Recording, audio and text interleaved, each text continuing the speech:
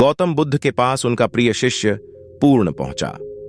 बुद्ध ध्यानावस्था में बैठे थे।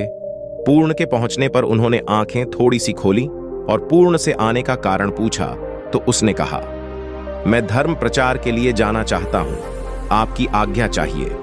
बुद्ध मुस्कुराए और कहा, पूर्ण, धर्म की राह बहुत मुश्किल है। तुम लोगों को अच्छी बातें बताने जाओगे और लोग तुम पर नाराज होंगे। हो सकता है कि अपशब्द भी कहें।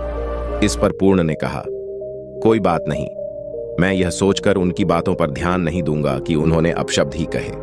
पिटाई तो नहीं की। बुद्ध बोले, हो सकता है कि कुछ लोग हाथ उठा दें।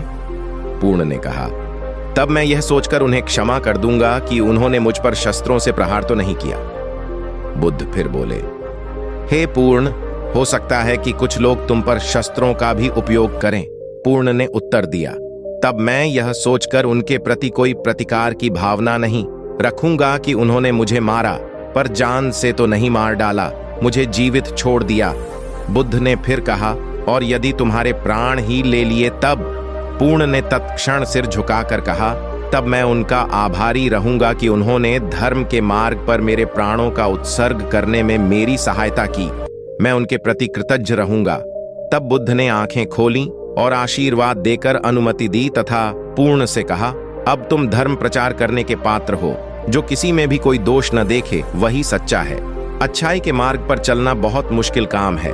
जो इस राह पर चलता है उसके मार्ग में अनेक बाधाएं आती हैं, लेकिन जो व्यक्ति किसी में भी दोष न देखे वही बाधाओं को सहजता से पार कर अपने लक्ष्य को पूरा कर पाता है। गौतम बुद्ध को उनके अनुयायी यदि स्नेह से कहीं बुलाते तो वे अवश्य जाते। फिर जब बुद्ध पहुंचते तो श्रोताओं की भारी भीड़ उमड़ पड़ती। बुद्ध के वचनों में जो अमृतत्व होता था उसका पान करना सभी को प्रीतिकर लगता था। उनके उपदेशों में ऐसा कुछ अवश्य होता था जिससे गंभीर समस्याएं सुलझ जाती और कुछ न कुछ सार्थक भी प्राप्त होता। एक गरीब किसान गौतम बुद्ध का बहुत बड़ा भक्त था। एक दिन वह बुद्ध के पास आया और अपने गांव आने का आग्रह किया। बुद्ध उसके गांव पहुंचे तो सारा गांव उन्हें देखने व सुनने के लिए उमड़ पड़ा, किंतु वह किसान नहीं आया। हुआ यह कि उसी दिन किसान के बैलों की जोड़ी कहीं खो गई। किसान इस दुविधा में रहा कि बुद्ध का प्रवचन सुने या अपने बैलों को खोजे। काफी सोचने के बाद उसने अपने बैलों को खोजने का निर्णय किया। घंटों भटकने के बाद बैल मिले। थका हारा किसान घर आया और भोजन कर सो गया। अगले दिन वह अति संकोच से क्षमा प्रार्थी बन बुद्ध के पास पहुंचा तो वे बड़े स्नेह से बोले, मेरी दृष्टि में यह किसान मेरा सच्चा अनुयायी है।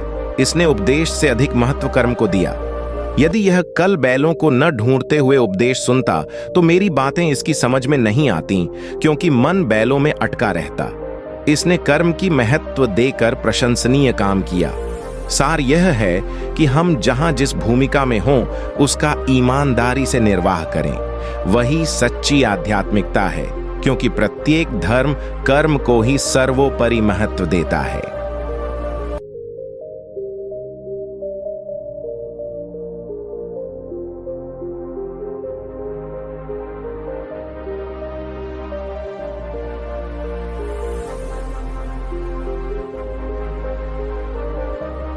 मगध राज्य का राजकुमार श्रोण बेहद उदंड था। उसको दूसरों के अपमान में आनंद की अनुभूति होती थी।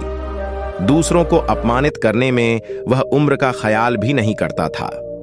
जब माता पिता उसकी हरकतों से बहुत परेशान हो गए तो उन्होंने अपने महल में भगवान बुद्ध को आमंत्रित किया। बुद्ध जब महल में आए तो उन्होंने राजकुमार के विषय में सभी बातें सुनी। उन्होंने राजा से राजकुमार को प्रवचन में लाने के लिए कहा। श्रण अपने पिता के साथ आया और प्रवचन की समाप्ति पर वह बुद्ध के चरणों में लौट गया। बुद्ध के वचनों से प्रभावित होकर वह बौद्ध धर्म में दीक्षित हो गया। उसका जीवन पूर्णतः बदल गया। कुछ समय बाद उसने प्रायश्चित्त करने के लिए अन्न जल का त्याग कर दिया। उसके इस कठोर प्रण के विषय में जब भगवान बुद्ध को झांत हुआ तो वे उसे देखने आए। उन्होंने स्नेहपूर्वक उसके मस्तक पर हाथ रखा और बोले, श्रोण, अन्न जल के त्याग के चलते तुम्हारा स्वास्थ्य गिरता जा रहा है। तुम संगीत के जानकार हो, अतः उससे जुड़े मेरे एक प्रश्न का उत्तर दो। क्या वीणा के तार ढोले करने पर उससे स्वर लहरी फूटती है? श्रोण ने जवाब दिया, नहीं भगवान। बुद्ध ने पुनः प्रश्न किया, तब तो तारों को खूब कसना पड़ता होगा? श्रोण बोला, नहीं, अधिक कसने से तार टूट सकते हैं। तब तथागत बोले, वीणा से मधुर संगीत निकालने के लिए उसके तारों को न तो अधिक ला रखना चाहिए और न ही अधिक फंसना चाहिए। इसी प्रकार हमारा जीवन भी एक बौना की तरह ही है, जिसे भली भांति चलाने के लिए सभी वस्तुओं का पूर्ण त्याग उचित नहीं है। ओन ने कठोर प्रतिज्ञा से मुक्ति से ली और सहज जीवन जीने लगा। यह कथा जीवन को नैसर्गिक तरीके से जोने पर बल देती है, जिसमें उचित आवश्यकताओं की पति और अतिरिक्त इच्छाओं पर नियंत्रण का संदेश शामिल है। यदि जीवन की आवश्यकता पूर्ति और संयम के संग से संचालित किया जाए तो शांति प्रदायक होता है।